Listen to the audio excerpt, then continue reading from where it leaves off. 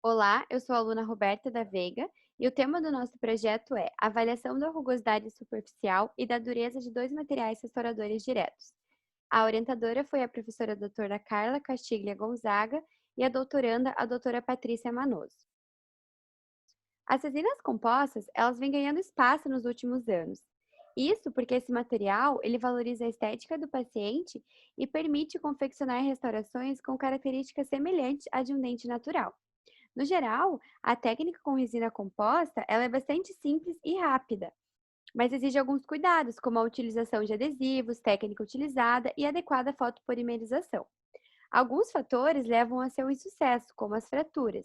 E também o fator principal de insucesso são as recidivas de cárie, que são causadas pela perda mineral por meio dos ácidos produzidos pela bactéria do biofilme, principalmente quando exposto à sacarose, levando a um processo destrutivo que chamamos de biodegradação.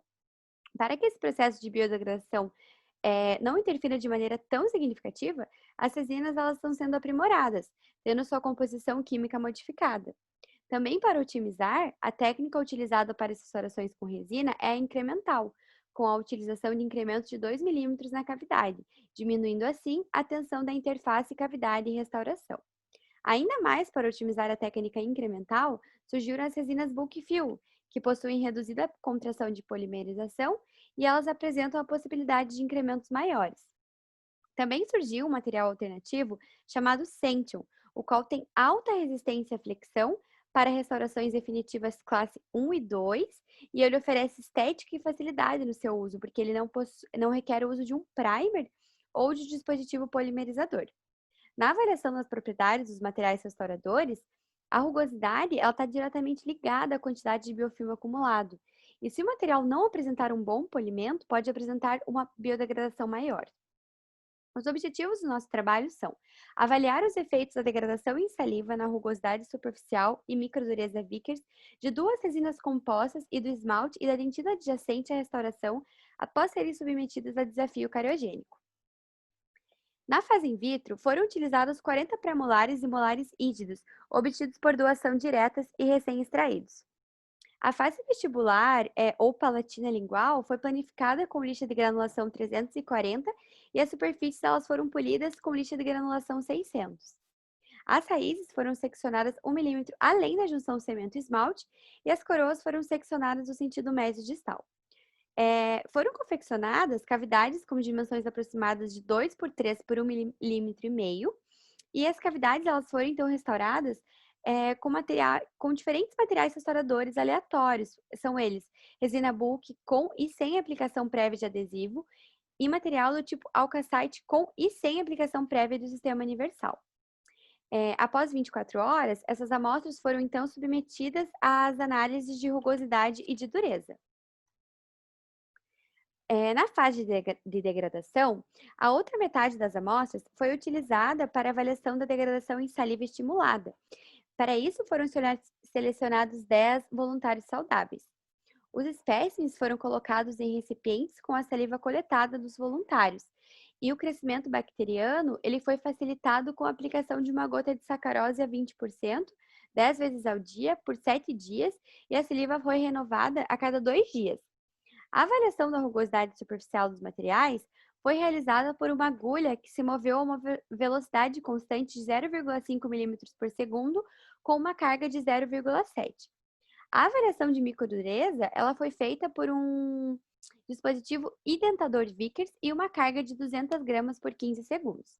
Os dados de rugosidade dos dois materiais foram analisados pelo teste TED Student, e a microdureza dos materiais, do esmalte e da dentina adjacente foram analisados por ANOVA a um fator teste de Tukey. Aqui são as fotos da nossa metodologia. Na imagem 1 são as coroas sendo seccionadas no sentido médio distal em cortadeira metalográfica. Na imagem 2 são as cavidades que foram confeccionadas com ponta diamantada tronco-cônica. Na imagem 3, são os espécimes em um recipiente com saliva coletada dos voluntários. E na imagem 4, é o dispositivo que é utilizado para avaliação da rugosidade superficial dos materiais. Como resultado, pudemos observar que a rugosidade superficial dos materiais restauradores, avaliados após 24 horas, apresentou diferenças significativas. A Bookfill apresentou valores de rugosidade média menor que o material do tipo alcacite. Os resultados da microdureza dos materiais restauradores com e sem adesivo não houve diferença significativa, mas já para o esmalte adjacente à restauração e a dentina foi observada sim grande diferença. A dureza do esmalte adjacente à resina Bookfill foi superior à do esmalte adjacente à restauração com resina do tipo alcacite. Já em relação à dentina, a dureza foi maior para os grupos restaurados com resina bulk fill com e sem adesivo e para o grupo da resina alcacite com adesivo. E a menor dureza dentinária foi observada com o material alcacite sem adesivo. Essa é a tabela com os nossos resultados. E nos últimos anos, um grande número de novos materiais e novas técnicas têm sido introduzidas. É sabido que, seguindo os protocolos ideais, a resina composta ela apresenta uma boa performance. A resina bulk ela foi desenvolvida com a possibilidade de inserção de incrementos maiores. Além da resina bulk, surgiu materiais diferentes, como o Centum, que tem capacidade de liberar flúor e cálcio. Um ponto muito positivo dos materiais alcacite são a sua dupla polimerização. Através de estudos e experimentos, foi observado resultado significante com a presença de sacarose sobre materiais ionoméricos e com pouca influência sobre as resinas compostas. Pode-se concluir, então, que em relação à rugosidade dos materiais restauradores, houve diferença estatisticamente significante.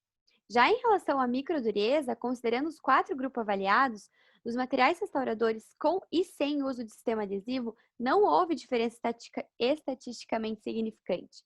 Entretanto, para a microdureza do esmalte e dentina adjacente à interface da restauração, foram observadas diferenças significativas. Meus agradecimentos ao apoio da minha orientadora, a professora doutora Carla, e a doutoranda Patrícia Manoso. E agradecimento também ao CNPq pela bolsa durante o projeto.